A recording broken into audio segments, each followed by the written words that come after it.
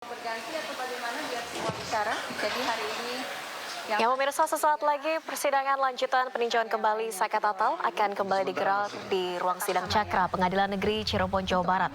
Setelah sebelumnya sidang diskors kurang lebih 30 menit untuk istirahat, sholat dan juga makan siang.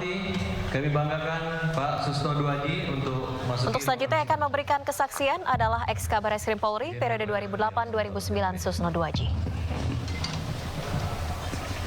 Dan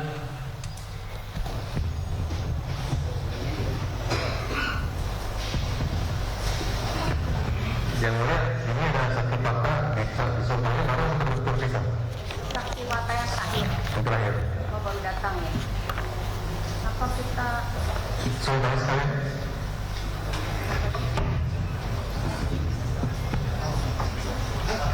silakan Pak Susno. dulu lah ya? Ali dulu. Pak Nurul tunggu sebentar ya. Yang fakta keluar dulu.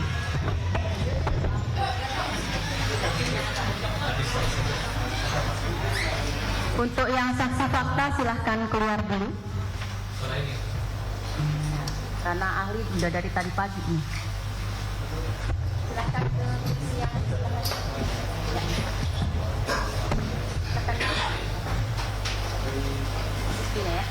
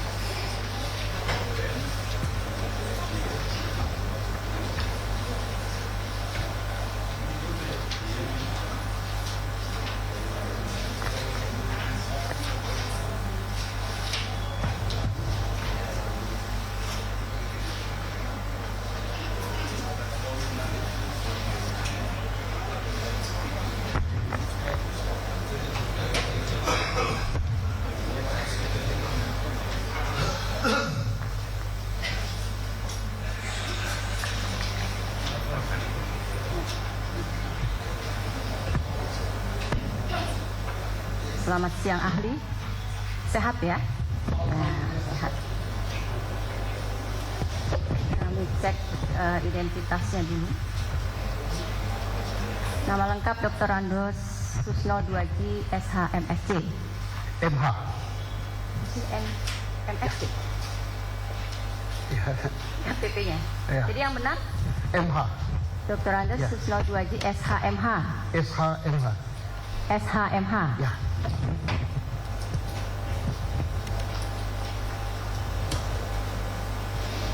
KTP-nya yang keliru, Pak.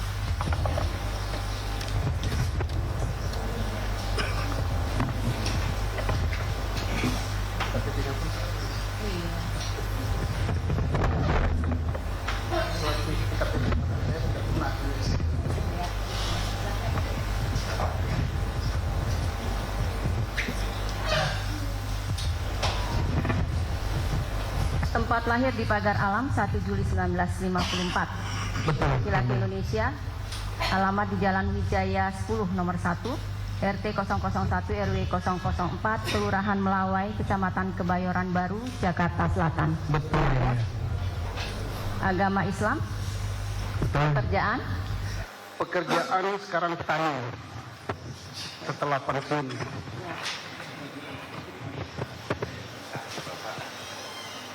Apakah saudara Ya, kami panggil saudara. Pernah menjadi ahli sebelumnya? Belum pernah saya ikut sidang. Ya, belum pernah ya. Ya, Apakah saudara pernah menulis tentang kajian-kajian ilmiah? saya kira banyak ya, tapi lupa saya. Buku pun banyak. Pernah ya? Ya. Pernah. Tim penyusun undang-undang banyak. Ya. Dalam kesempatan kali ini, saudara akan menerangkan tentang apa? Sebagai ahli ya, sebagai ahli. Saya ini bukan pakar yang paling hebat, tapi sedikit aja pengalaman sebagai penyelidik dan penyidik. Hanya 35 tahun lebih sedikit gitu. Seputar penyelidikan dan penyidikan. Oke. Itulah pekerjaan yang saya geluti. Setelah itu pensiun jadi petani. Sebelum memberikan kalian saudara keterangan, silahkan berdiri, kita sumpah dulu. Siap.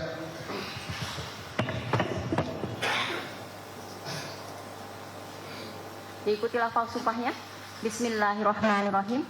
Bismillahirrahmanirrahim. Demi Allah, bahwa saya sebagai ahli akan memberikan keterangan sebaik-baiknya dan sebenar-benarnya menurut pengetahuan dalam bidang keahlian saya. Silahkan duduk.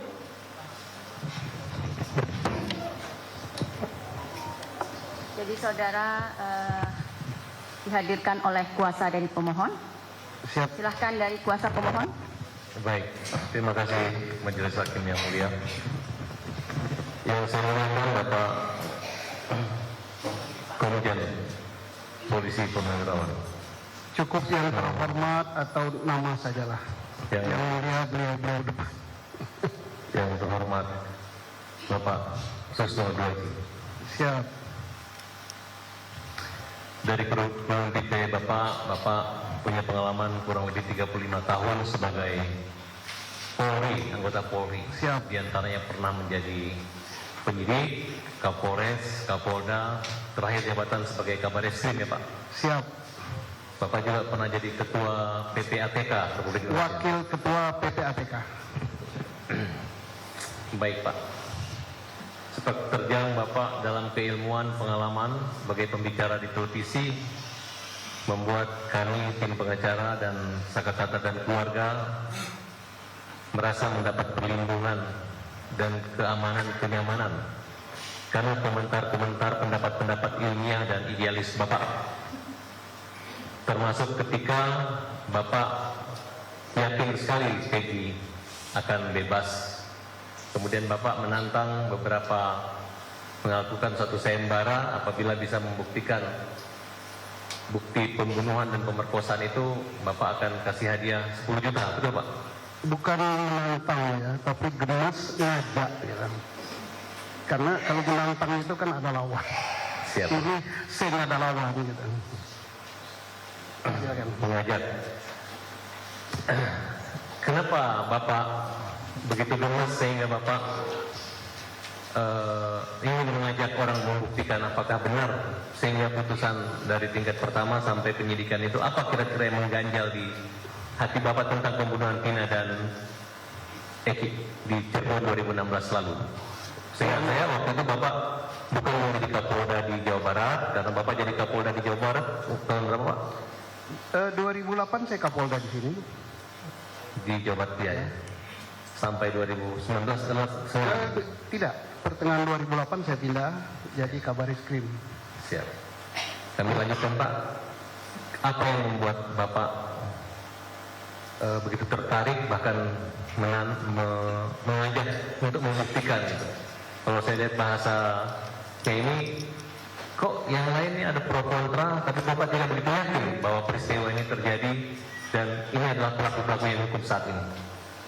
Kalau izin menjawab yang mulia, kalau saya adakan ini karena saya sangat menghormati Polres Cirebon Kabupaten. Ingat ya, Cirebon Kabupaten sudah melaksanakan pekerjaannya dengan baik.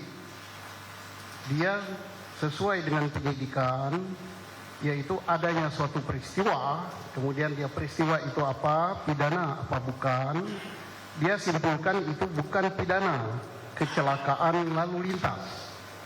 TKP-nya jelas, alat bukti jelas, barang bukti jelas. Masa saya membantah Polres yang sudah memutus demikian kabupaten? Sampai dengan sekarang putusan Polres kabupaten ini belum pernah dicabut, gitu ya. Sehingga tahu-tahu di Cirebon Kota ada pembunuhan. Maka saya bertanya, pertama yang harus kita ketahui adalah sebelum bertanya ada peristiwanya apa tidak, saya tanya locus delicti dan tempus delictinya. Mereka sudah tentukan tempus delictinya 27 Agustus 2016. Sekarang baru locus delictinya, tempatnya di mana? Kalau tempatnya di jembatan flyover, setahu saya karena saya Kapolda Jawa Barat, itu masuk yurisdiksi Polres Cirebon Kabupaten. Dan itu sudah diproses, mereka tentukan kecelakaan lalu lintas. Dan tidak berat-berat amat gitu untuk menentukan peristiwa itu kecelakaan lalu lintas. Untuk lalu lintas level polsek saja bisa, apalagi lalu lintas level polres. Itu udah benar menurut saya. Dan saya melihat foto-foto yang ada, kemudian saya melihat dan membaca berkas yang ada untuk pembunuhan di Cirebon yang sudah mempunyai kekuatan hukum tetap. Saya tidak melihat itu ada peristiwanya di Cirebon Kota. Kalau di Cirebon Kabupaten ada gitu. Nah makanya saya ajak, daripada kita ribut-ribut di televisi, di apa-apa, mari buktikan bahwa itu adalah pembunuhan dan terjadi di yurisdiksi Cirebon Kota. Saya beri hadiah 10 juta tunai dari uang hasil saya jual kopi ditambah uang pensiun, halal itu. Ya. Baik, artinya Bapak sangat menguasai situasi materi daripada peninjauan kembali yang kami ajukan hari ini. Walaupun pertanyaan ini pertanyaan pembuka, tapi Bapak sudah memberi satu pencerahan yang luar biasa buat kami. Pada tanggal 27 itu terjadi satu peristiwa yang dimana ada 3 lokus deliktinya di 3 tempat. Yang menjadi pertanyaan kami adalah 3 tempat di mana sebelum diajutin? Kabupaten apa kota?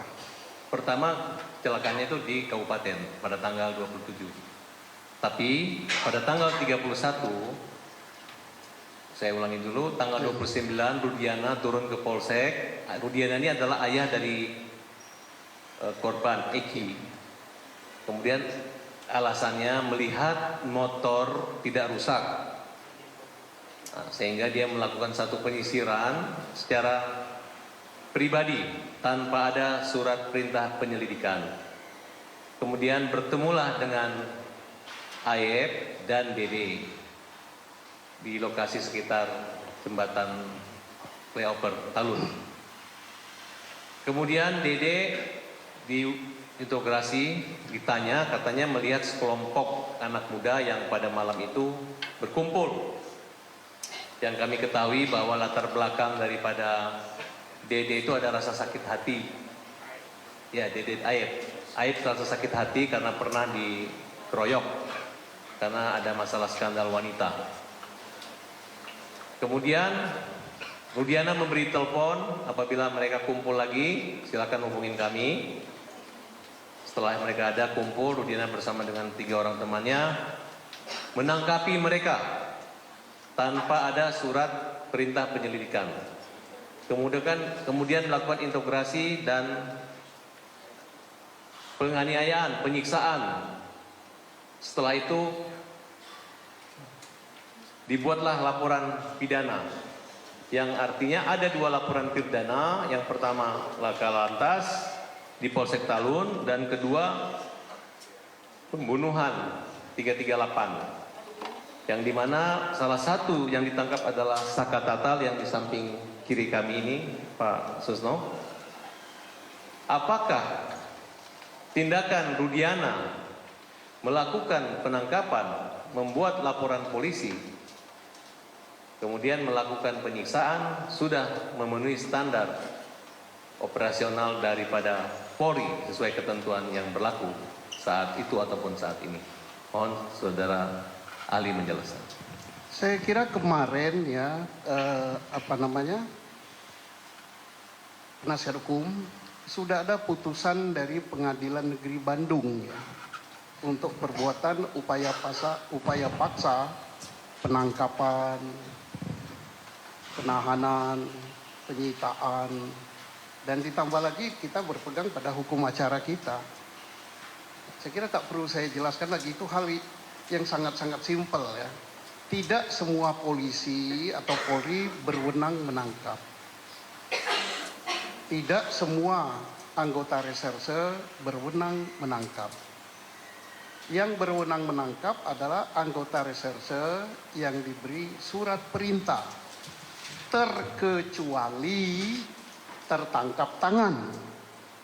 Apa itu tertangkap tangan?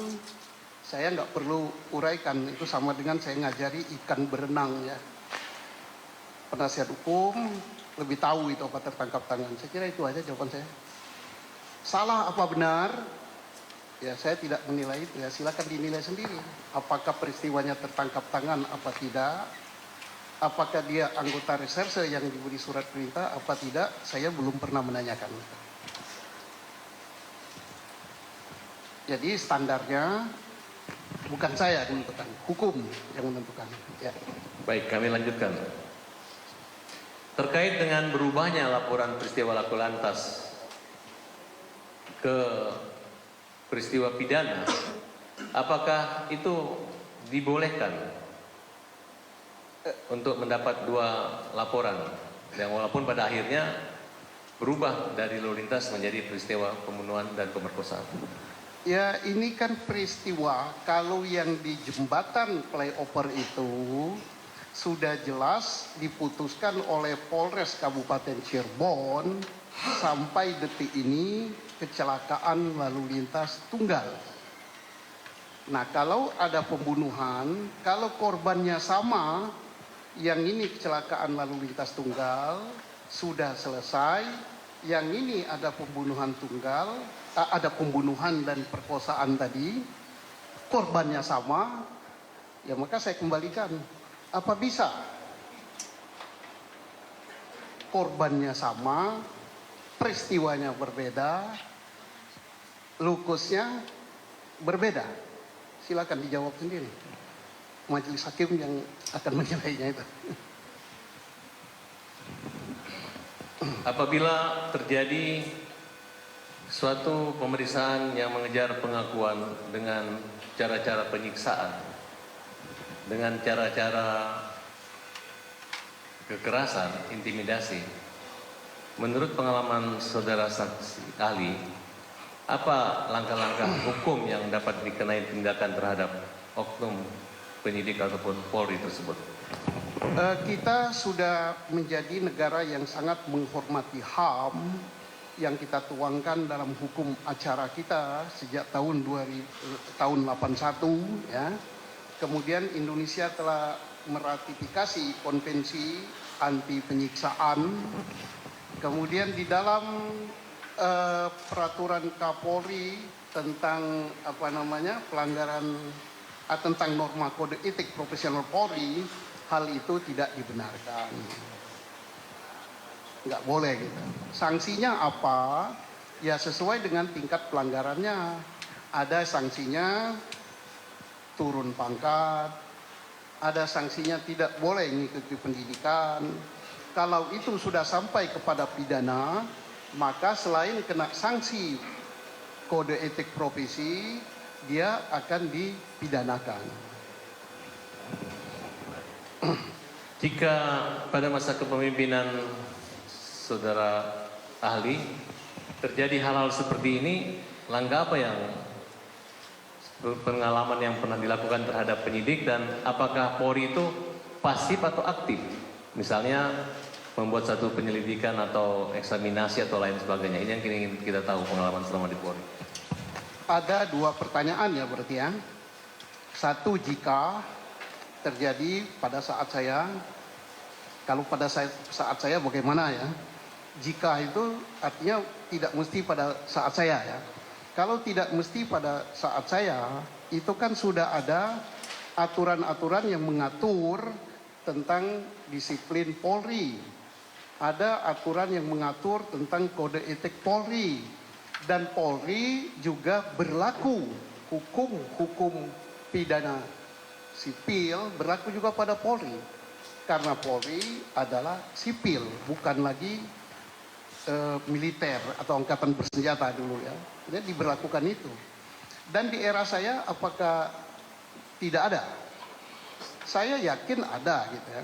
Tapi tidak terangkat ke permukaan. Karena Indonesia itu luas sekali. Dan tidak semua pelanggaran kode etik itu sampai ke Kabareskrim. Kenapa? Untuk pangkat tertentu dan pelanggaran tertentu itu bisa diselesaikan oleh level Kapolres atau level kepala direktorat. Nah, pelanggaran disiplin atau pelanggaran kode etik yang terjadi di Bareskrim, di Mabes Polri, itu baru Kabareskrim campur tangan. Saya tidak berani mengatakan bahwa se-Indonesia nggak ada, tidak berani. Sifatnya kasuistis, Pak. Kasus per kasus atau secara general, atau per tingkat, per level ya? Iya, itulah cara menyelesaikan pelanggaran kode etik. Ya, kalau misalnya terjadi di Polres dan pelanggarannya tidak terlalu berat, kan ada pelanggaran kode etik biasa, sedang, berat, mana yang harus sampai pemecatan. Kalau sampai pemecatan maka itu sampai ke Kapolri. Baik, kalau seandainya kasus ini terjadi di zaman Bapak, ada dua kasus. Kami dari pihak pemohon peninjauan kembali ingin minta dihadirkan saksi polisi yang mengolah TKP. Prosedurnya gimana? Mintanya ke atasannya, dan apa dampak buat atasannya yang tidak mendukung atau menghadirkan atau hadir di pengadilan untuk menyerahkan bukti awal yang memang hanya dimiliki oleh polisi.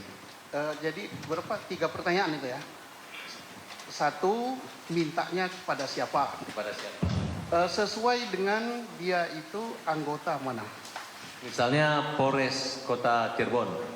Kalau Polres Kota Cirebon bisa diminta kepada Kapolresta Cirebon dengan CC kepada Kapolda. Dan saya yakin Kapolresta Cirebon tidak akan langsung menyetujui sebelum dia lapor kepada Kapolda. Nah, itu prosedurnya. Apabila pihak polisi baik tingkat Polres maupun Polda tidak menyerahkan atau memenuhi permintaan kita dengan dasar belakang, dengan latar bahwa memiliki bukti, apa sanksi buat polisi? Sesuai dengan urgensinya. Urgensi daripada permintaan itu. Karena apa? Saya yakin bahwa Kapolres, Kapolda, apalagi sampai Kapolri, ini tadi permintaan dari PH ya. Mereka tahu bahwa berdasarkan undang-undang advokat, penasehat hukum itu atau advokat adalah penegak hukum yang punya kedudukan sama dan permintaannya harus dipenuhi. Tetapi apakah dipenuhi apa tidak, yang berwenang menilai itu kan mereka yang diminta. Urgennya bagaimana gitu. Baik, saudara saksi. Dalam permohonan PK kami salah satunya adalah menyatakan bahwa penyidik, jaksa maupun hakim lebih mengejar pengakuan tersangka, pengakuan saja tanpa didasari bukti-bukti yang kuat. Dalam istilah Polri-nya scientific crime investigation. Nah, menurut saudara ahli, seperti apa kira-kira yang pantas untuk memenuhi hasil yang sempurna? Seperti kita ketahui bahwa Kapolri mengatakan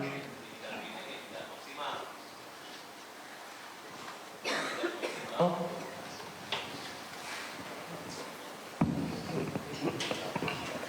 Kira-kira pengalaman saudara ahli seperti apa yang pantas dan apa-apa aja termasuk langkah alat bukti apa aja yang harus sempurna agar tidak ada lagi keraguan masyarakat terhadap kasus ini. Baik, saya tidak akan menjawab spesifik perkara ini ya, karena saya menjawab general. Pertama, alat bukti itu tetap berpegang pada 184 KUHP. Itulah standar alat bukti kita. Dan 184 itu antara satu sama lain harus bersesuaian. Kemudian tadi terkait mengejar keterangan ya. Pertama, keterangan saksi itu tidaklah berdiri sendiri. 1000 saksi pun tidak didukung alat bukti lain, maka dia lemah sekali. Contohnya, kita di ruangan ini kompak bahwa menyatakan tidak ada layar televisi di belakang. Mungkin jumlah kita ini 300-an ya. Tetapi faktanya ada. Berarti kita 300 ini bisa kompak di dalam kebohongan. Tetapi manakala ada alat bukti pendukung, misalnya apalagi alat bukti pendukung itu saintifik ya, ada rekaman video atau ada foto, walaupun kita kompak mengatakan tidak ada layar televisi, tapi faktanya ada. Apalagi ya, hanya sekitar 10 orang misalnya melihat suatu peristiwa, di antara 10 ini sudah ada 2-3 orang yang berbeda keterangan. Masing-masing tidak didukung alat bukti saintifik atau tidak didukung alat bukti lain, maka keterangan saksi ini semuanya lemah. Ya. Kalau selama ini Bapak jadi kepala polisian itu untuk standar terpenuhnya itu berdasarkan hasil yang maksimal atau yang penting asal jaksa P21 limpahkan aja berkas? Alhamdulillah, kalau pengalaman saya ya, ini saya tidak berbicara kasus ini. Pengalaman saya insya Allah tidak ya, yang ditangani Mabes Polri. Silakan ditanya bagaimana kita menangani kasus besar Senturi, bagaimana kita menangani kasus besar bom CB Marriott, bagaimana kita menangani kasus-kasus teroris yang bertaraf internasional. Semua kita lengkapi dengan alat bukti saintifik. Hubungan antara Polri dengan kejaksaan, alhamdulillah baik. Hubungan pribadi baik, hubungan kedinasan baik, tapi tidak menyampingkan bahwa karena baiknya hubungan itu, kita akan mengiyakan. Tidak berkali-kali, kadang-kadang kesel juga gitu. Dikembalikan. Tapi itulah yang namanya kontrol yang dibuat oleh hukum acara pidana kita. Apa sanksi moral ataupun sanksi hukuman bagi penyidik yang tidak memenuhi prosedur tersebut sehingga yang berdampak dengan nama baik, mungkin ketidakprofesionalan Polri, baik secara pengalaman Bapak sebagai pimpinan maupun Polri pada umumnya? Sanksinya kalau tidak memenuhi alat bukti ya pasti ditolak oleh beliau-beliau ini. Ditolak gitu. Nah, sanksi kalau ternyata kemudian hari, kalau ini jika ya, andai terjadi kong kali kong antara penyidik, penuntut, ya mungkin sampai ke hakim, ini kita berandai-andai, jangan dikatakan saya nuduh. Ya jelas masing-masing institusi akan memberikan sanksi ya. Polri dia punya kode etik dan punya propam, kejaksaan pun saya yakin ketat sekali mereka, pengadilan pun demikian. Dan kita berharap memang harus diberi sanksi kalau kita mau menjadi negara hukum yang baik. Apakah hal ini terjadi? Ya bisa saja, wong manusia. Ini andai ya.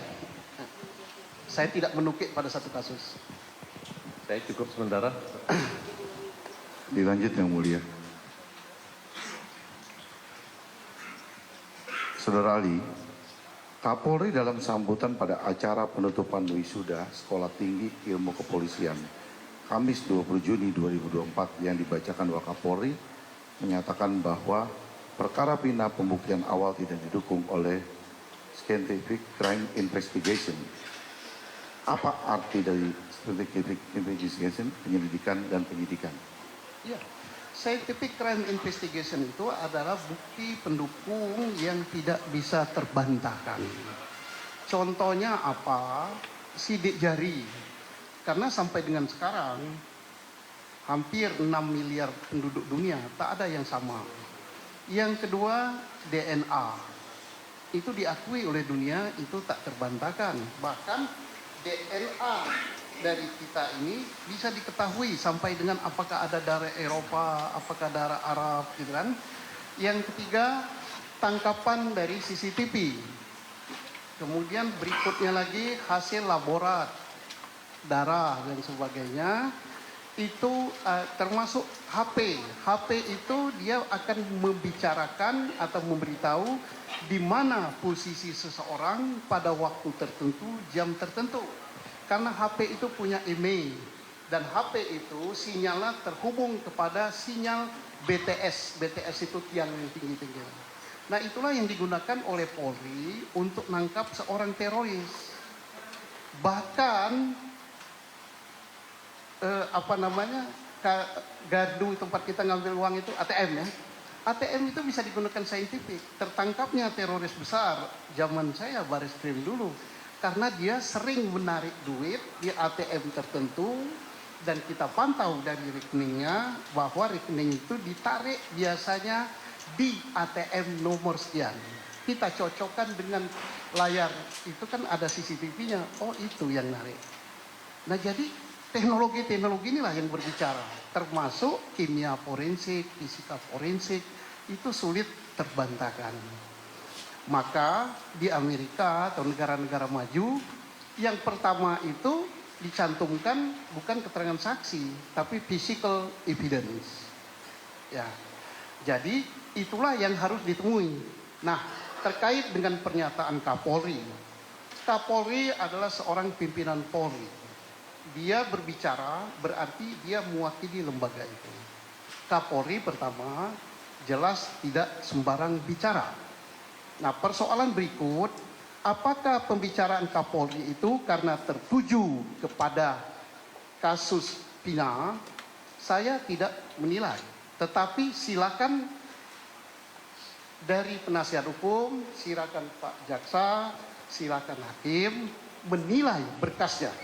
Karena saya yakin kita hadir di ruangan ini tidak ada satupun yang punya niat untuk menghukum orang yang tidak bersalah. Benar kan? Termasuk penonton di situ. Tidak ada satupun kita di sini yang berniat untuk membebaskan orang yang bersalah. Sama saja niat kita. Tapi mungkin sudut pandangnya yang berbeda. Ya silakan dinilai berkas itu. Apakah di berkas satu, ada 3 berkas ya kalau nggak salah ya. Apakah ada bukti saintifik itu? Apakah ada sidik jarinya? Apakah ada tangkapan CCTV? Apakah ada DNA? Apakah ada hasil laborat? Izin untuk stop. Yang mulia, apa saya...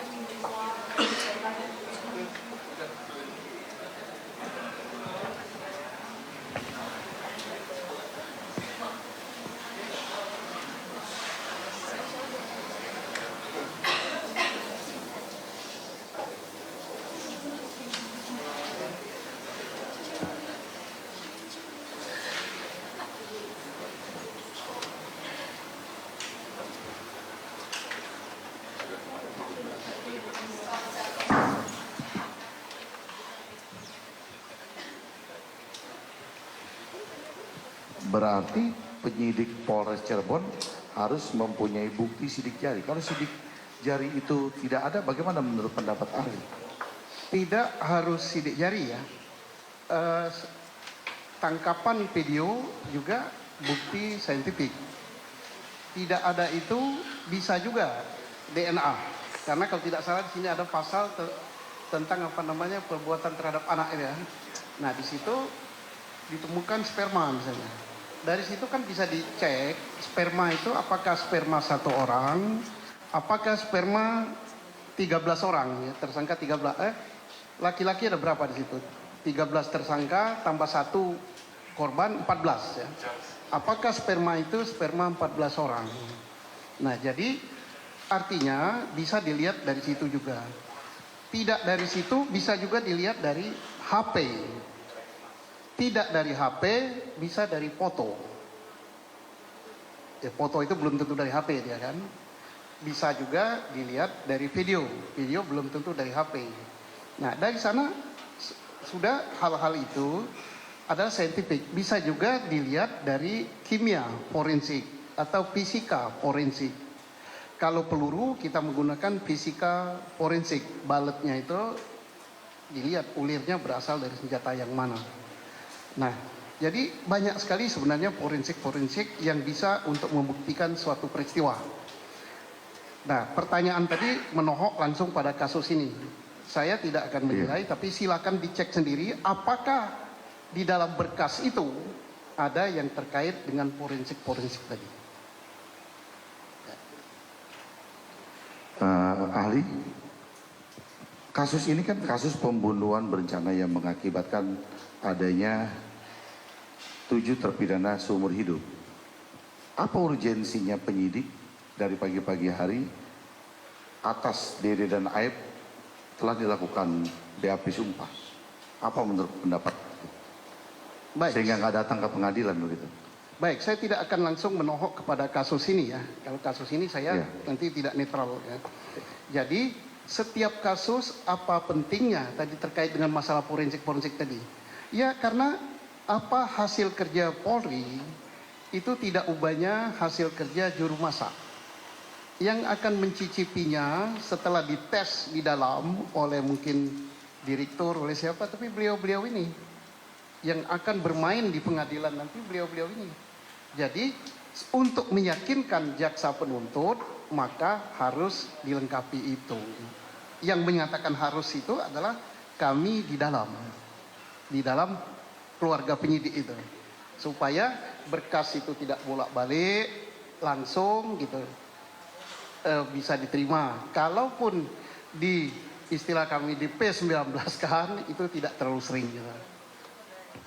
Untuk menambah keyakinan. Apa saja kegiatan dan temuan yang harusnya penyelidik dan penyidik dapat untuk merumuskan terjadinya tindak pidana pembunuhan, sementara pada peristiwa yang diduga pembunuhan tidak ada saksi mata? Jadi begini, pelajaran paling mendasar bagi seorang anggota reserse itu, baik bintara reserse, perwira pertama, pamen sampai dengan senior reserse, adalah definisi daripada penyelidikan. Baru definisi penyidikan. Penyidikan itu apa sih? Upaya yang dilakukan oleh penyidik. Untuk apa? Membuat terang suatu peristiwa. Ini basic sekali. Peristiwanya apa? Kalau peristiwa ini adalah terjadinya ditemukan 1 orang meninggal ya. Yang meninggal 1 ya. Di jembatan flyover. Misal ya. 1-nya masih hidup. Oke, saya tidak langsung ke kasus ini saja. Jadi peristiwanya dulu, ada nggak peristiwanya? Setelah ada peristiwanya, baru dengan alat bukti yang ada ditentukan peristiwa itu pidana apa bukan.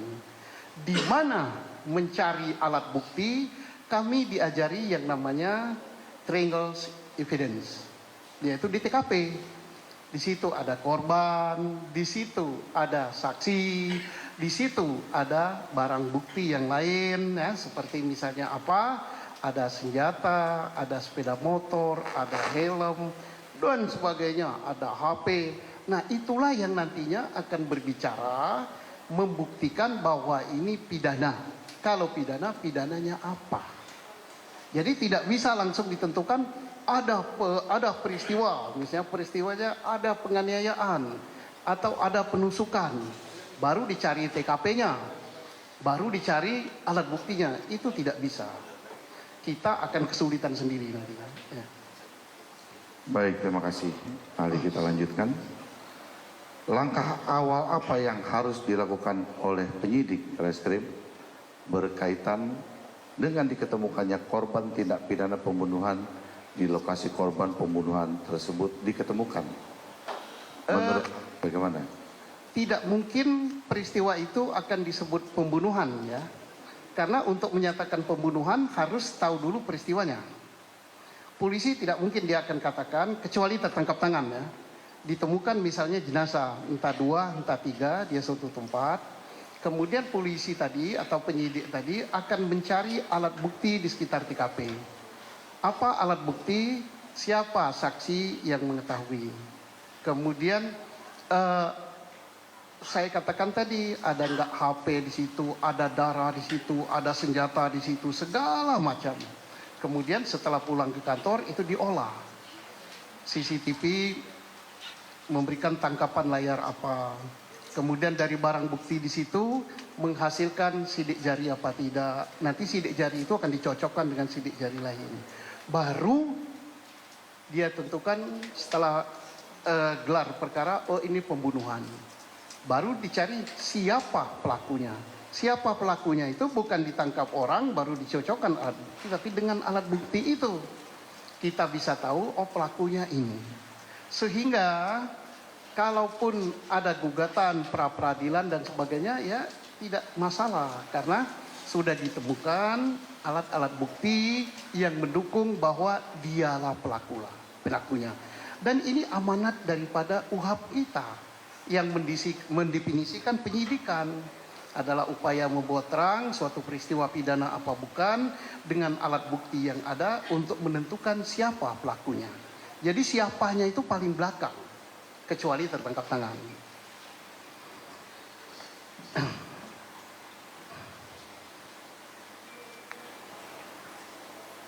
Bagaimana menurut ahli jika sebelumnya atas korban tersebut telah disimpulkan bukan korban dari adanya tindak pidana pembunuhan, melainkan karena kecelakaan lalu lintas. Apakah pelakuan tindakan dari itu sama? Lah, suatu peristiwa dikatakan kecelakaan lalu lintas tentunya tidak begitu saja ya. Harus ada alat-alat bukti. Alat buktinya apa? Ya bisa korbannya bisa korban luka ringan, bisa luka berat, bisa juga sampai korban meninggal. Kemudian di lokasi itu tentunya harus ada kendaraan atau bekas kendaraan, atau kalau sampai meninggal mungkin ada darah dan sebagainya. Nah dengan itulah alat-alat bukti yang ada bahwa ini adalah kecelakaan. Dan yang mendefinisikan kecelakaan atau bukan adalah ahlinya. Siapa ahlinya? Ya yang paling tahu di polisi itu, yang paling berpengalaman adalah personil lalu lintas. Kemudian lalu lintas tentunya tidak bekerja dengan sendirinya. Dia meminta pisau. Kemudian dia bisa juga meminta yang namanya fisika evidence gitu, dengan atau metallurgy evidence. Misalnya sepeda motor tergores sekian banyak dan sebagainya gitu.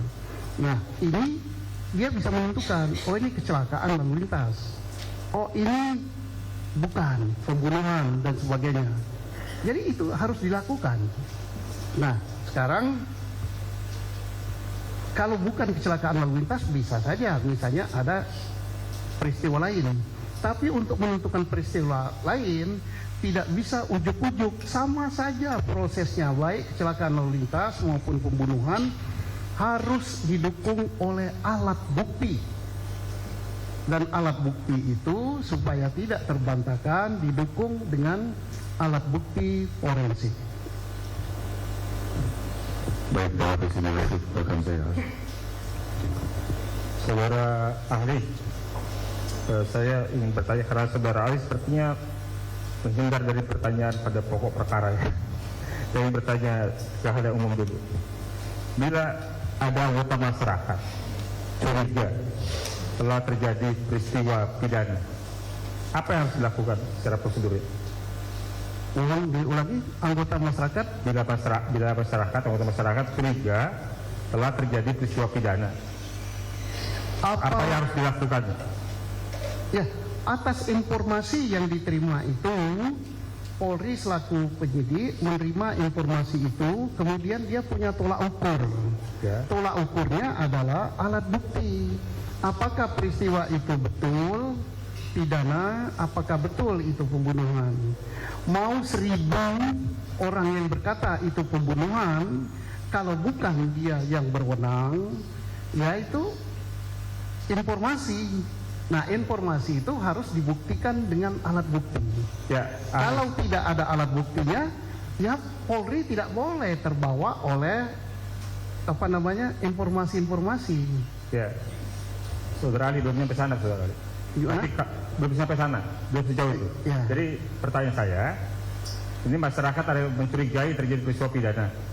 Dia harus melakukan apa? Lapor ke polisi, ya Pak. Begitu Pak Ali. Jadi hukum di negara kita ini tidak berdasarkan kecurigaan ya, tapi berdasarkan pembuktian, standar pembuktiannya jelas. SOP bekerja pun sudah diatur di dalam guidance book kita, yaitu hukum acara. Silakan siapa yang merasa gitu lapor. Ya, lapor polisi. Ya, Setelah dia lapor polisi ahli, apa langkah yang akan dilakukan oleh pihak kepolisian dari laporan tersebut? pertama menganalisa laporan itu memenuhi syarat apa tidak, unsurnya sudah lengkap untuk melakukan tindakannya apa?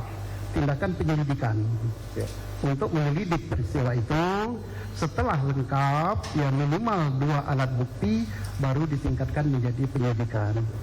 Sepengetahuan ahli, kegiatan penyelidikan itu apa saja? Lingkup ruangan penyelidikan. Penyelidikan itu sebelum dilakukan penyidikan. Ya, lingkup kegiatan penyelidikan. Kegiatannya untuk ternyata misalnya kita mencari alat-alat bukti, menambah informasi, itu masih dalam penyelidikan. Informasi yang kita terima mungkin dari si A telah terjadi ini, kan polisi kan harus mencari informasi-informasi lain, siapa yang melihat, siapa yang mendengar, siapa, segala macam lah yang nantinya akan ditingkatkan untuk diperiksa menjadi saksi. Ya. Kalau sudah memeriksa saksi, sudah pro justisia, itu sudah penyidikan. Kapan menjadi penyidikan? Ya, manakala sudah pro justisia. Kapan pro justisia? Manakala minimal 2 alat bukti. Oke. Jadi ahli, pada perkara ini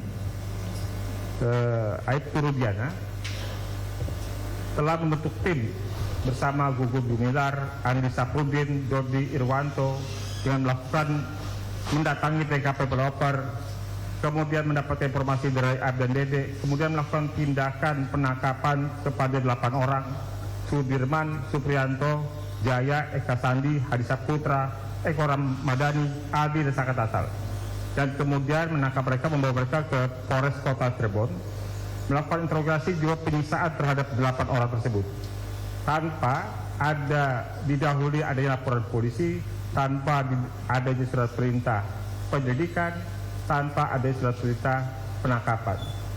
Apakah perbuatan seperti ini dapat dibenarkan di kepolisian, di Polri?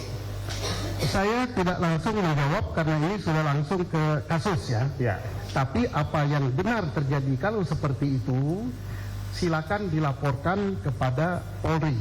Dalam hal ini, apakah ke Polda Jawa Barat, apakah langsung ke Mabes Polri, dan Mabes Polri harus bertindak atas laporan itu. Tapi secara general, ya, secara umum, bukan pada menohok pada kasus Cirebon, bukan pada kasus Rudiana, bahwa ada, tadi sudah saya jelaskan kalau nggak salah dari awal tadi, tertangkap tangan dengan tidak tertangkap tangan. Ya. Kalau tertangkap tangan itu siapapun boleh menangkap, diserahkan kepada yang berwenang. Kalau tidak tertangkap tangan, ada aturannya sudah saya jelaskan tadi. Sudah. Ya. Kan ahli 35 tahun ya menjadi penyidik. pertanyaan kami, apakah hal seperti itu dibenarkan selama ahli menjabat dengan jabatan terakhir Kabar Reskrim? Saya katakan bahwa apapun yang dilakukan yang menyimpang dari UHAP, hukum acara, itu guidance book yang paling besar, termasuk menyimpang dari keputusan Mahkamah Konstitusi terkait dengan penyidikan alat bukti, apapun yang menyimpang dari Kapolri atau peraturan Kapolri terkait dengan masalah penyidikan dan penyidikan, ya tentunya tidak dibenarkan oleh siapapun, dimanapun dalam lingkup Polri, bukan hanya di Cirebon saja ya, seluruh itu tidak boleh. Nah mungkin kalau bagaimana terjadi di Cirebon, ya saya sudah katakan seluruh Indonesia tidak boleh seperti itu. Nah, apakah mungkin hal itu terjadi? Ya namanya satuan yang besar. Polri itu 400.000 lebih gitu.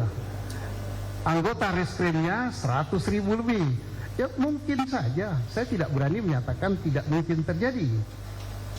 Ya semuanya serba mungkin gitu. Ya. Pada perkara Cakatatal ini, Pak Ahli, dari putusan yang ada bisa kita baca bersama.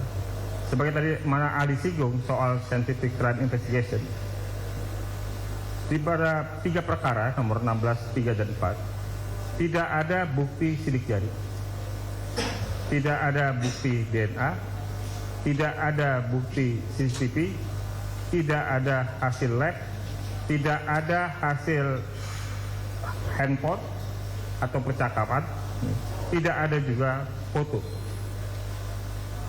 Dengan banyaknya yang kosong dari scientific investigasi ini, scientific crime investigation ini, kalau dalam posisi ahli sebagai penyidik, apakah perkara dengan perkara pembunuhan atau pemerkosaan yang tidak didukung oleh scientific crime investigation bisa naik ke tingkat penyidikan?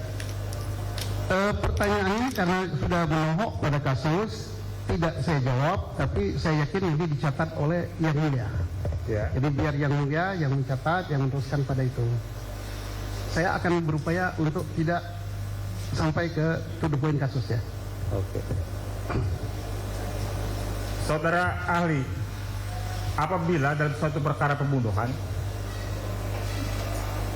ada dilakukan oleh lebih dari 1 orang, ya, dilakukan oleh 10 orang, kita nggak sempurnakan sebagaimana kasus 10 orang, sementara ada 3 lainnya berstatus DPO.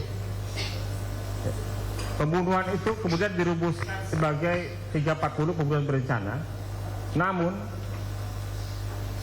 unsur perencanaan dan mens rea dilekatkan semua pada DPO.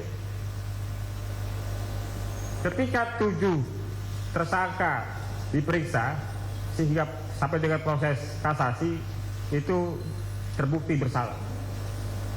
Kemudian hari kepolisian menyatakan 3 DPO itu fiktif, sementara unsur perencanaan 340-nya ada pada 3 DPO termasuk mens rea-nya motif.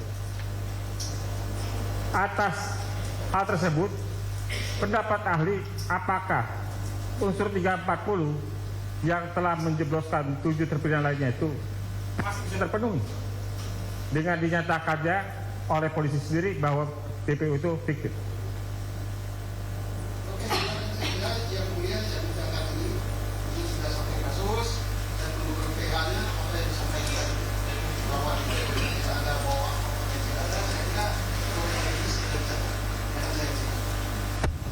Saya tidak langsung kepada kasus ya, ahli. Tidak disebut, nggak ada sebut. Tidak ada, saya tidak menyebut nama tadi. Contoh kasus, tadi Saya tidak menyebut nama. saya lebih general lagi ya. Pembunuhan itu, kalau pembunuhan berencana, kan ada peran masing-masing ya. Peran masing-masing itu A sebagai ini, B sebagai ini, kemudian untuk menentukan berat ringan hukuman. Nah sekarang kalau pelaku utama justru otak daripada pelaku itu justru tidak ada atau fiktif, Nah, yang lainnya bagaimana gitu kan? Yang utama saja fiktif, yang direncanakan fiktif gitu.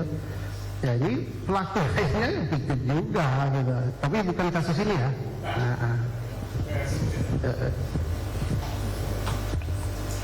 Jadi yang lainnya bagaimana itu seperti apa maksudnya, ahli? Bisa dijelaskan ya? Ya, pelaku utama yang nggak ada, yang berperan membunuh yang nggak ada, yang berperan merencanakan nggak ada. Ya. Ya, pelaku lainnya yang nggak ada juga, gitu kan?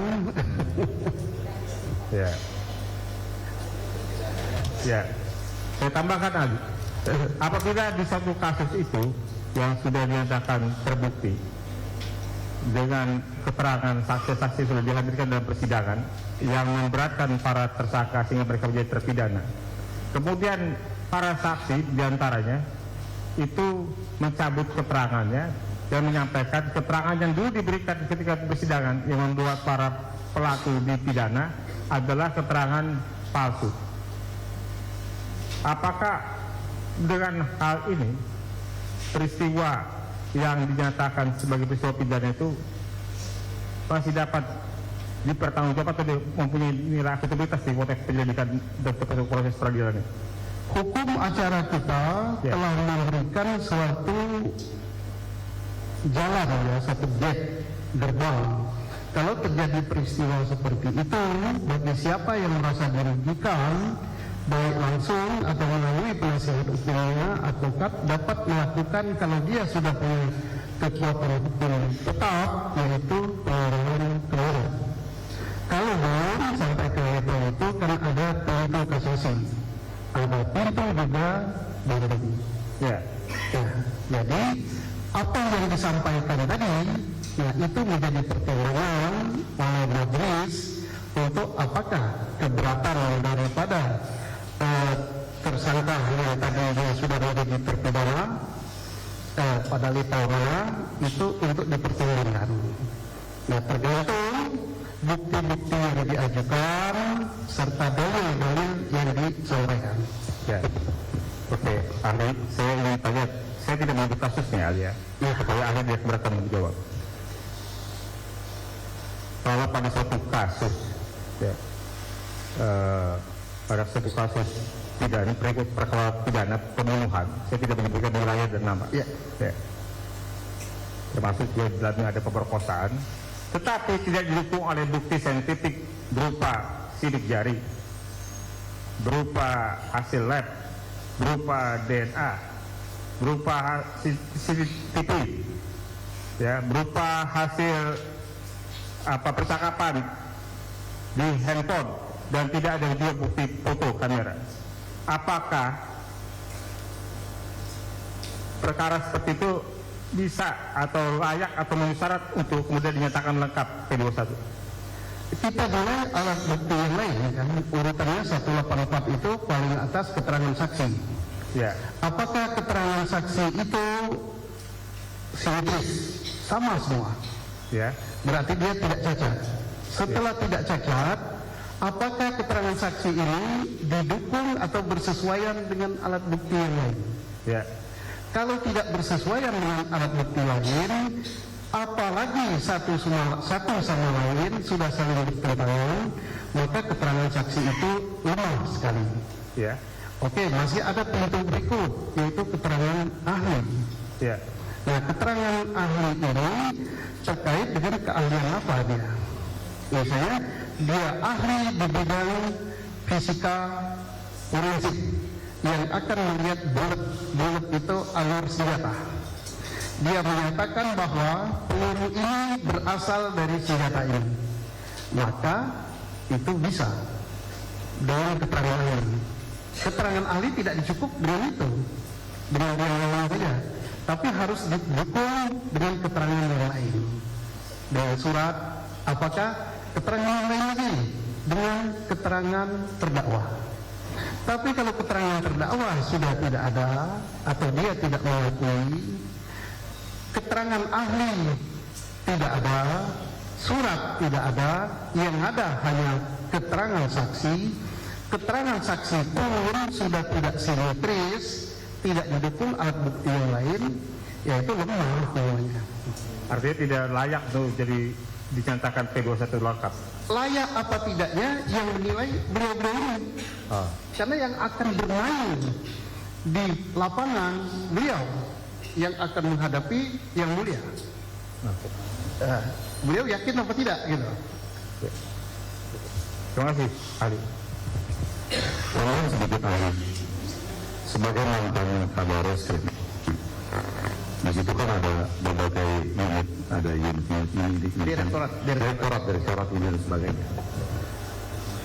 Kita tahu bahwa kasus pembunuhan itu misalkan ditangani oleh Reskrim lalu di unit lain ketika ada kejadian dia katakanlah unitnya narkoba, lalu dia membawa yang juga adalah pelaku, diinterogasi, lalu dipukuli, disiksa, kemudian setelah disuruh mengaku, dia kemudian membuat LP.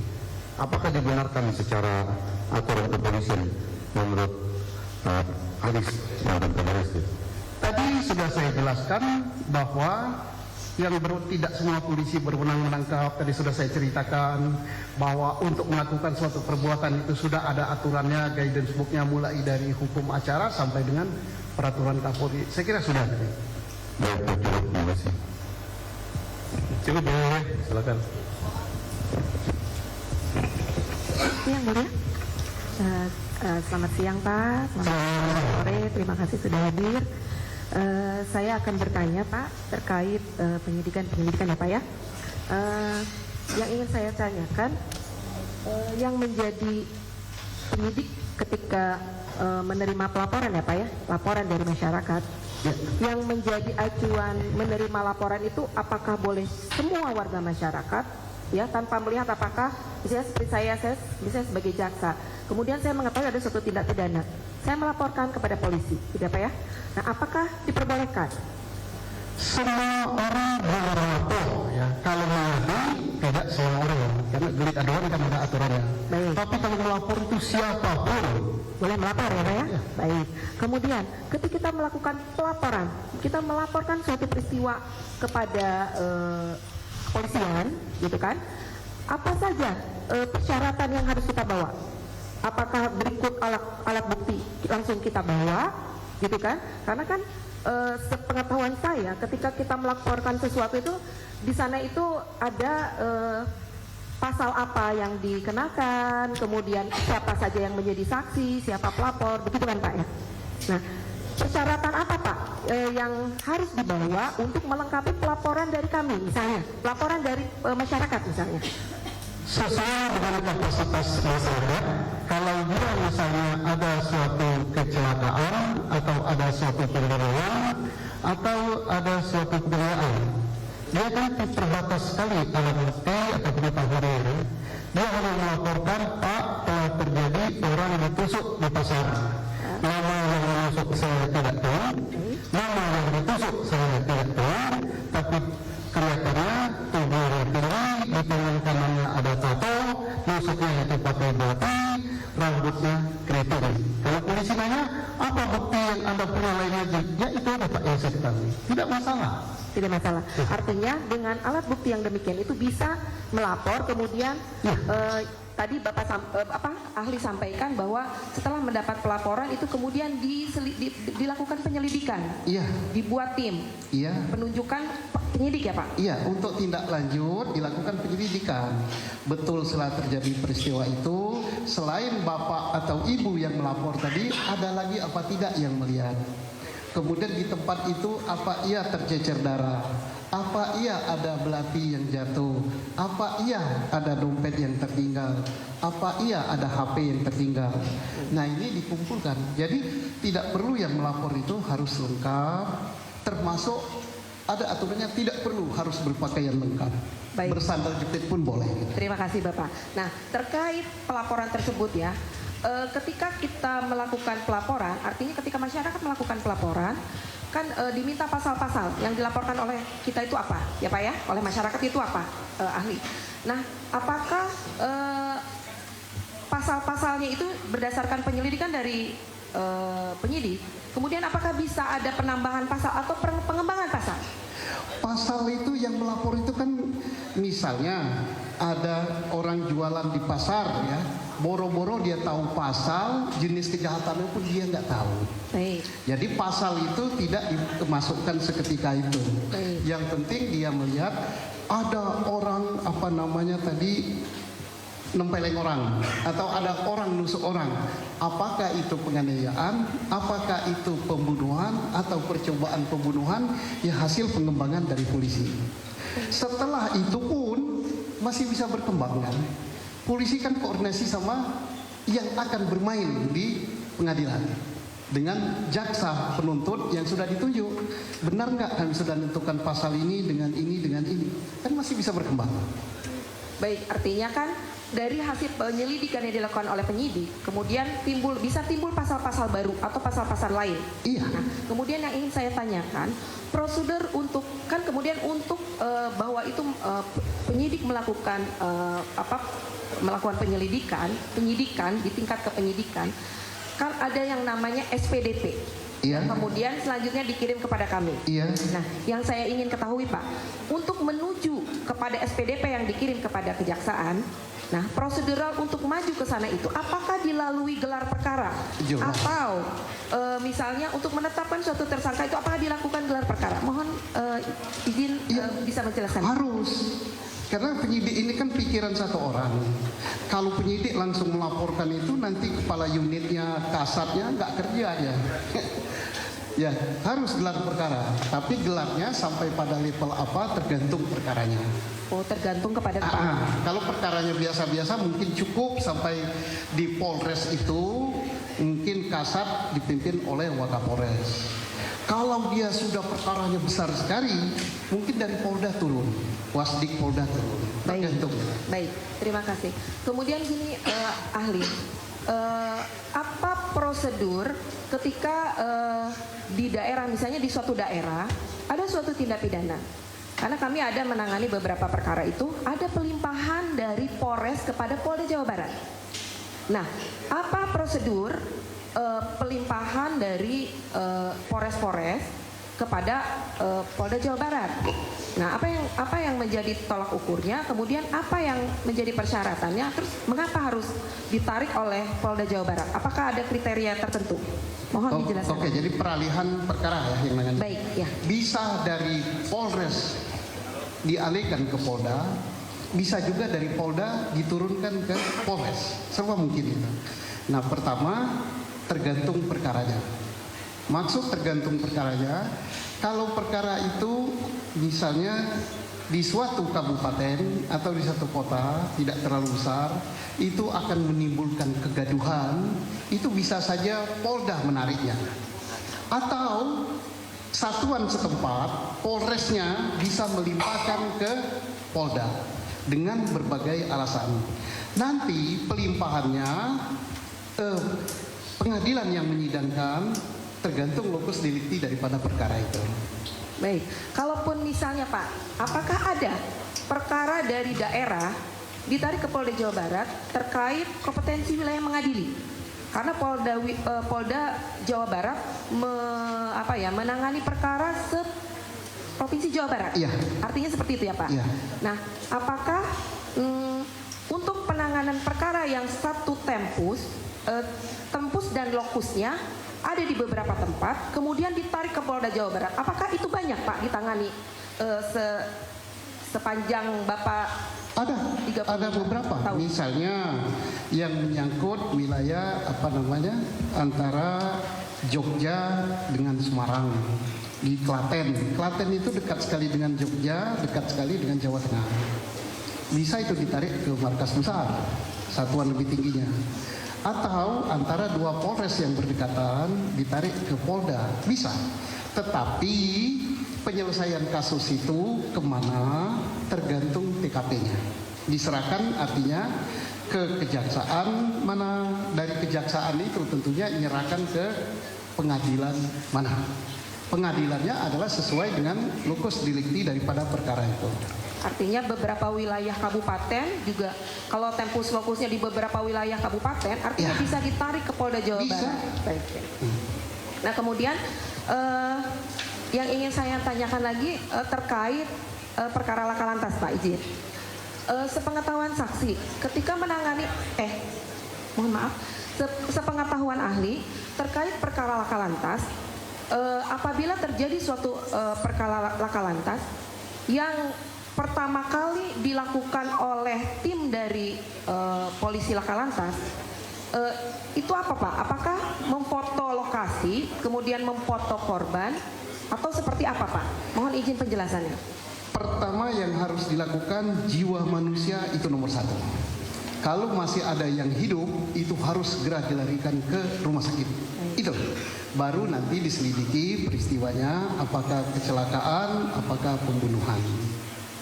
Ya, tapi kalau tertangkap tangan lakanya bertabrakan gini, ya itu baru nanti dicari. Lanjut. Tabrakan ini disengaja untuk bunuh atau tidak sengaja? Atau tidak sengaja kan karena lalainya. Itu nanti ya. Baik, terima kasih. Kemudian ada satu lagi Pak terkait penetapan DPO ya Pak ya. Di penyidik Pak, sesuai SOP atau proseduralnya yang ingin saya ketahui, untuk penetapan DPO itu apakah ada kriteria tertentu atau DPO itu persyaratannya apa saja untuk bahwa penyidik itu menetapkan DPO atau menetapkan DPB gitu kan? Apa ada persyaratan khusus yang ahli ketahui terkait hal itu? Pertama, orang itu sulit dicari gitu ya, karena misalnya yang seringan-ringannya saya tidak langsung di kasus ini ya, bukan pembunuhan di Jawa Barat ini. Kan dipanggil dulu, begitu dipanggil sekian kali nggak ada, didatangi, dijemput pun orangnya hilang, baru di DPO-kan. DPO pun formulirnya sudah jelas, nama, alias, tempat tanggal lahir, kemudian kalau di Indonesia agama dicantumkan, nama orang tua, pekerjaan, ciri-ciri fisik, misalnya mata sipit seperti saya, gitu, ditulis juga, gitu kan. Kemudian kebiasaan dia, misalnya apa, terus alamatnya di mana, rumus sidik jari, dan foto. Itu DPO yang lengkap, nanti disebarkan ke seluruh Indonesia. Kalau dia dicurigai akan ke luar negeri, dikirim ke Interpol. Nah, yang ingin saya tanyakan, kebanyakan berkas dari teman-teman penyidik, banyak DPO itu yang tidak ada foto. Nah itu. Nah, apakah makanya tadi saya kembali bertanya kepada ahli, sepanjang ini apakah ada SOP-nya untuk menentukan DPO itu harus berikut dengan sidik jari dan foto? Apakah ada yang aturannya di Polri? Aturannya itu harus selengkap mungkin, tapi jangan sampai karena kekurangan kelengkapan DPO-nya tidak ada. Misalnya alamatnya jelas, kan untuk cari fotonya kan gampang zaman sekarang, dibuka di internet. Tidak ada di internet, dia kan pernah sekolah apa tidak? Di sekolahnya, kemudian dia ditangi ke rumahnya, ada fotonya enggak sama Pak Lurah atau Pak Kades. Kalau tidak juga dia pernah minta SIM apa tidak. Di situ kan ada rumus sidik jari, ada apa. Tapi yang namanya polisi, ya sama saja lah saya kira semua instansi, karena capek apa-apa ya, ambil gampangnya pokoknya DPO. Nah itu sebenarnya nggak boleh. Tapi tidak ada yang mereka yang sempurna saja. Itu nggak boleh sebenarnya. Jadi harusnya selengkap-lengkapnya ya Pak ya. Nah terkait DPO ini Pak, ada satu pertanyaan saya lagi. Harusnya tidak harus mutlak ya. Oh tidak harus mutlak, tetapi diupayakan untuk selengkap mungkin. Selengkap mungkin. Yaitu? Kenapa harus selengkap mungkin? Supaya tidak terjadi, saya boleh kalau contohkan ya, tidak terjadi seperti di Jawa Barat gitu. Tidak terjadinya apanya? Sebenarnya kalau DPO-nya lengkap, tinggal cocokkan. Namamu siapa cocok tidak, fotomu cocok tidak, alamatnya cocok tidak, sidik jari cocok tidak. Ya saya tidak menyebut ini karena ini kan sudah di putusan pra-peradilan ya, terlepas dari apapun itu sudah putusan supaya tidak terulang lagi. Iya, artinya kan boleh selengkap mungkin, tetapi memang kan Pak penyidik kadang-kadang kesulitan yaitu terkait orang DPO-nya tidak ada, dia tidak memasang foto dan sidik jari, mungkin itu ya. Kemudian yang terakhir Pak, terkait DPO ini lagi, apakah di kepolisian ada SOP-nya ketika seseorang sudah ditetapkan sebagai DPO, kemudian serta-merta itu dinyatakan tidak ada atau dihapus. Sementara misalnya DPO ini masih terkait perkara yang lain, apakah ada SOP-nya di kepolisian khususnya terkait DPO ini, pencabutan atau penghapusan DPO? Kalau itu masih level Polri, itu tentunya tidak bisa diputus oleh satu orang. Harus diadakan gelar dulu, apa iya atau tidak, nama DPO itu dari siapa, sampai masuk dan sebagainya. Itu masih di dalam level Polri, internal Polri. Tetapi kalau ini sudah sampai ke putusan pengadilan, ya tidak bisa. Karena putusan pengadilan itu kuat sekali gitu. Baik, artinya kan kalau terkait dengan masih perkara lain, tentunya tidak serta-merta pihak kepolisian itu menghapus DPO dengan begitu saja. Nggak boleh, nanti kan jaksanya tersinggung yang membuat dakwaan, hakimnya tersinggung berat juga gitu kan. Baik. Saya tidak menuju Jawa Barat dong. Siap Bapak, terima kasih. Ini mungkin rekan saya. Izin Bapak melanjutkan, mohon izin saya bertanya. Ini untuk mencari kebenaran Pak, bukan pembenaran. Iya. Saya ingin bertanya terkait tadi Bapak penjelasan tentang scientific crime investigation Pak. Jadi saya ingin bertanya terkait dengan kegiatan autopsi dan hasil visum et repertum. Apakah menurut Bapak autopsi dan visum et repertum itu merupakan suatu bentuk scientific crime investigation? Itu yang pertama. Dan yang kedua, apakah sepengalaman Bapak sebagai penyelidik dan penyidik, hasil visum et repertum itu bisa dikaitkan kepada penyebab kematian seseorang apabila mungkin dikaitkan dengan bukti-bukti lainnya seperti itu, Pak? Oke, dua pertanyaan. Apakah visum et repertum itu termasuk saintifik? Iya, karena itu dibuat dengan ilmu pengetahuan. Persoalannya, apakah visum et repertum itu bersesuaian atau tidak dengan alat bukti yang lain? Kalau dia tidak bersesuaian, dia tidak bisa berdiri sendiri. Ya. Sudah, Tadi satu lagi tapi kedua. Nah, tadi saya tanyakan apakah kemudian sepengalaman Bapak hasil visum et repertum itu sering digunakan penyidik untuk menentukan suatu tindak pidana ataupun penyebab kematian seseorang? Dua pertanyaan ini ya. Dari yang belakang dulu, apakah penyebab kematian? Tergantung bunyi visum itu. Kalau bunyi visum itu sudah langsung dia menyebut kematian disebabkan karena paru-parunya terendam air, ya berarti penyidik tidak boleh lagi dia membuat tafsiran lain. Tapi kalau misalnya penyebab kematiannya adalah karena trauma benda tumpul, nah itu kan masih ada banyak cabangnya.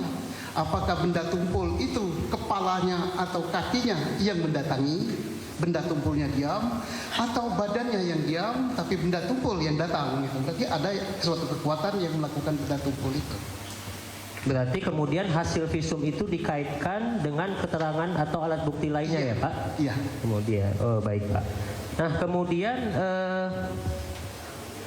menyangkut hal tadi, bagaimana kemudian ketika dalam suatu penyidikan, penyidik menilai bahwa alat bukti yang disajikan itu sudah cukup, dan apakah kemudian ketika itu terjadi bahwa bukti penyidikan sudah cukup, apakah masih perlu dicari alat bukti lainnya sesuai dengan scientific crime investigation tadi?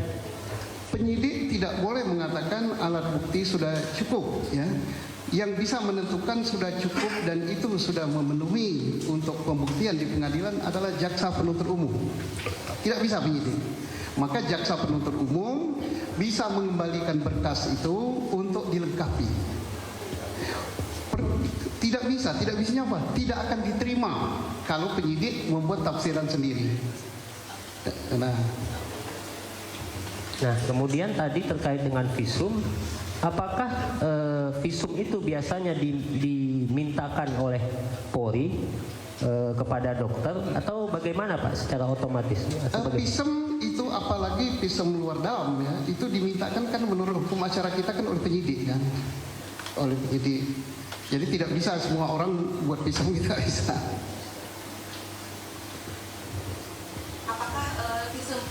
Apakah visum itu penyidik dilengkapi, biasanya dilengkapi dengan, jadi kan untuk menerangkan hasil visum kan kita penuntut umum tidak bisa mereka atau tidak bisa membaca hasil visum sendiri ya Pak ya. Apakah biasanya dari ahli ya ahli selama ini gitu, apakah visum itu selalu diimbangi dengan keterangan dokter yang melakukan visum atau yang melakukan pemeriksaan di situ? Jadi bisa saja. Visum itu kan keluar mungkin minim sekali ya. Penyidik tidak semua berlatar belakang kesehatan, tidak semua memaklumi itu, tidak salah. Dia panggil yang Anda maksud dengan trauma benda tumpul itu apa? Dibuat berita acara sendiri sehingga dia nanti menjadi keterangan ahli. Ya, jadi sudah 2 alat bukti yang kita dapat. Ya. Ya. Mungkin cukup. Terima kasih Bapak atas keterangannya. Yang mulia, yang mulia. Kami tambah sedikit. Tolong kacamata hitam diganti dengan yang putih Ini ya. bisa silau ya? Ya? Apanya yang silau? Lampunya. Oh, masa silau? Kami juga dari tadi nggak silau. Ya. Masanya kalau pakai kacamata hitam kita nggak tahu apakah tidur atau tidak gitu loh. Siap. Menyimak atau tidak gitu. Begitu juga dengan pengunjung sidang ya yang pakai kacamata hitam, tolong dibuka. Nah, ya. Ya. Kenapa? Oh, glukoma. Boleh kalau glukoma. Apakah ini glukoma juga? Saya yang ngantuk aja kalau keterangan. Kan benar kan saya bilang. Supaya nggak ngantuk saya pakai kacamata hitam. Nanti kita Baik. untuk semua kacamata hitam semua di sini kan? Ya. Baik. Meja, silahkan lanjutkan. Lama nggak bertanya jadi saya ngantuk. Saudara ahli, Ya. saya minta diterangkan arti P21 itu apa ya kalau istilah polisi itu? P21 itu sebenarnya format ya, surat itu kan masing-masing instansi kan punya nama. Dari instansi beliau ini kalau dulu dia kembalikan berkas itu kan ada belangko format surat itu namanya P19. P21 itu adalah sesuatu yang dinanti-nantikan oleh penyidik. Kadang-kadang penyidiknya berdoa pakai kemenyan, doa-doanya mudah-mudahan P21. Artinya pekerjaan penyidik itu sudah benar, perkara itu di take over oleh beliau-beliau ini. Di take over berkas, di take over barang bukti, termasuk di take over tersangkanya. Itu surat yang dinanti-nantikan sama dengan surat pacar dari jarak jauh gitu. Nah, biar nggak tegang. Artinya di sini sudah nampak jelas. Ketika sebuah perkara tindak pidana pembunuhan atau pemerkosaan, Ya. ketika belum P21 berarti dinyatakan belum lengkap. Ya. Dan jaksalah yang memberi petunjuk apakah ini termasuk perkara pembunuhan, pemerkosaan atau lalu lintas atau digabungkan. Tanggung jawab siapakah ketika perkara sudah di P21 dan sudah dilimpah ke kejaksaan tinggi umpamanya? Tanggung jawab hukumnya jelas kepada penuntut umum. Tanggung jawab moralnya tetap berada di Polri. Tidak bisa Polrinya melepas. Seperti sekarang kan Polri selalu diminta. Jadi ada 2 tanggung jawab. Kita secara moral bertanggung jawab. Secara hukum sudah di tangan beliau. Kalau misalnya sampai di tangan beliau ini pikir-pikir, waduh terlanjur menerima, ternyata nggak beres juga. Dia kan masih punya yang namanya penghentian penuntutan. Baik.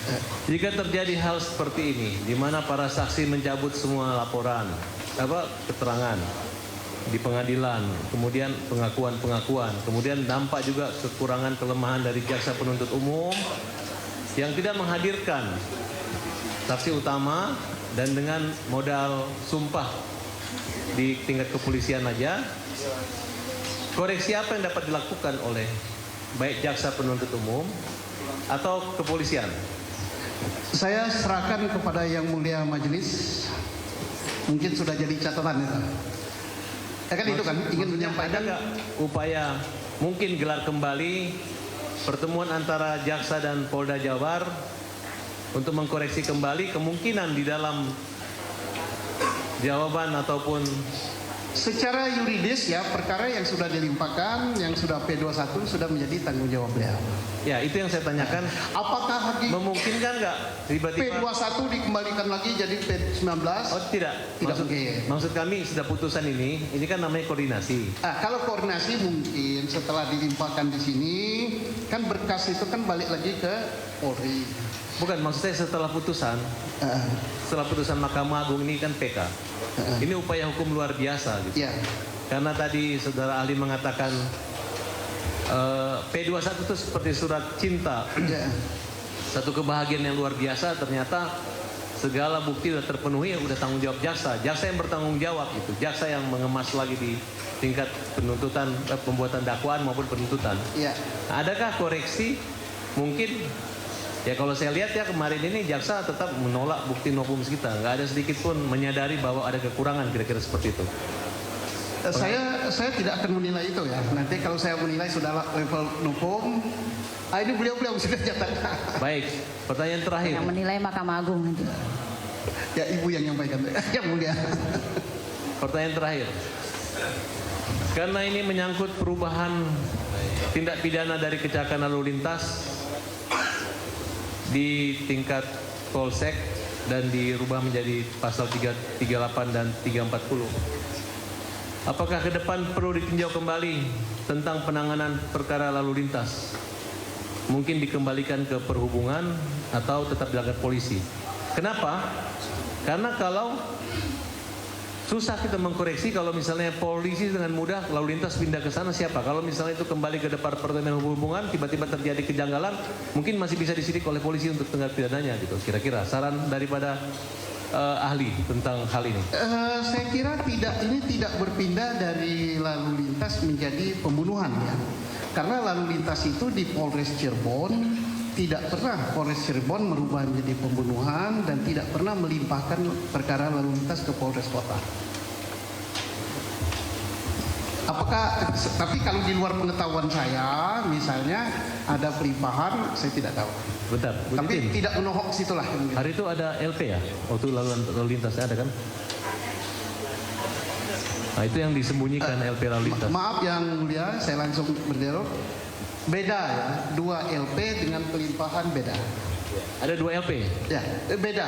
Kalau pelimpahan itu artinya Polres Kabupaten membuat surat melimpahkan berkas kecelakaan lalu lintas kepada Polres Kota. Itu pelimpahan. Tapi kalau 2 LP ini lain. Yang di kabupaten berarti masih dia. Nah di sini juga ada di Polres Kota. Ada pengalaman saudara saksi ahli kan waktu zaman 2009-2010 itu kan ada wacana untuk menarik kembali penanganan kecelakaan lalu lintas itu di Departemen Perhubungan. Kalau sudah berbicara masalah politik hukum, saya kira tidak sampai sini. Kita serahkan saja pada rakyat Indonesia. Baik, Pak. Melalui DPR. Izin majelis, saudara ahli. Ya. Saya bicara, ini nanti mana yang benar barangkali saudara ahli bisa ini. Dalam persidangan 2016, anggota Polres Kabupaten atau anggota Polres Sumber diperlihatkan sket kecelakaan lalu lintas. Saat itu jawabannya sket itu bukan anggota Polres Sumber yang membuat. Karena sket itu adanya di berkas pembunuhan dan pemerkosaan. Terhadap hal tersebut, apa menurut pendapat saudara ahli? Oke, saya tidak langsung menyuruti kepada kasus Cirebon flyover. Kalau ada berkas yang diduga dan itu diakui bukan dari suatu Polres masuk ke berkas Polres lain dan dia nyatakan itu bukan, berarti itu ada penyelundupan berkas. Ya. Berarti tegasnya Polres Kabupaten sebetulnya memiliki sket kecelakaan itu sendiri dan bukan sket yang tertuang di sini karena diakui di 2016 sket itu bukan yang dia buat. Begitukah saudara ahli? Jangan ke kasusnya ya. Mungkin yang mulia sudah dengar. Barusan mau ngomong itu Bapak sudah ini sendiri. Jadi nggak jadi sampaikan. Ada lagi? Cukup yang mulia. Berikan. Dari kuasa pemohon sudah cukup, dari termohon juga sudah cukup ya. Terima kasih untuk keterangannya sore hari ini. Silahkan KTP. Terima kasih, Pak. Sudah. Terima kasih.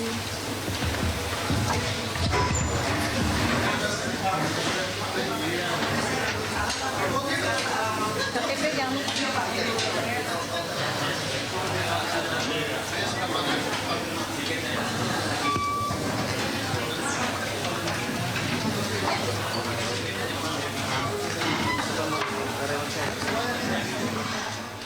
Baik pemirsa, baru saja Susno Duaji, Kabar Eskrim Polri tahun 2008-2009 menjadi saksi ahli dalam sidang PK Sakata